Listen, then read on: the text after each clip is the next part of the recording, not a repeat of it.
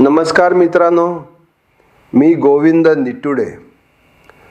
मी निराशेबद्दल भगवान ओशो यांचे विचार थोडक्यात सांगत आहे, जे मला माझे परमस्नेही डॉक्टर प्रदीपजी मरवाळे सर, सेवानिवृत्त उपजिल्हाधिकारी यांनी शेअर केलेले आहे।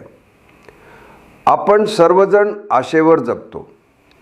आपल्याला नेहमी वाटत असते की उद्या सर्व काही ठीक होईल, परिस्थिती बदलेल, लोक बदलतील आणि मग मी आनंदी होईन। पण आयुष्याचा एक कठोर नियम आहे, प्रत्येक अपेक्षा पूर्ण होत नाही, प्रत्येक स्वप्न सत्यात उतरत नाही आणि प्रत्येक माणूस आपल्या मनाप्रमाणे वागत नाही। याच ठिकाणी निराशा आपल्या आयुष्यात प्रवेश करते। सामान्य माणूस निराशेला शाप समजतो, पण ज्याला जीवनाचा खरा अर्थ समजतो तो निराशेलाच वरदान मानतो। कारण निराशा आपल्याला बाहेरच्या जगाकडून आतल्या जगाकडे घेऊन जाते।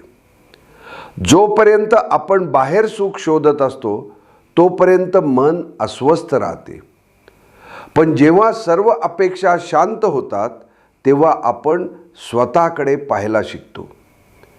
आपल्या मनातच शांतता आहे, आपल्या अंतरंगातच आनंद आहे आणि आपल्या आत्म्यातच परमसत्य दडलेले आहे। निराशा म्हणजे शेवट नाही, ती नव्या प्रवासाची सुरुवात आहे। ती अहंकाराचे दरवाजे बंद करते आणि आत्मज्ञानाचे दरवाजे उघडते। म्हणून जीवनात निराशा आली तर घाबरू नका, तिला समजून घ्या, तिच्याकडून शिकण्याचा प्रयत्न करा।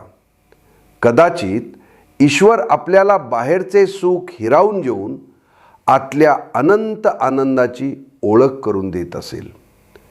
खरे सुख कोणत्याही वस्तूमध्ये, व्यक्तीमध्ये किंवा परिस्थितीमध्ये नाही, खरे सुख आपल्या स्वतःच्या अंतरंगात आहे।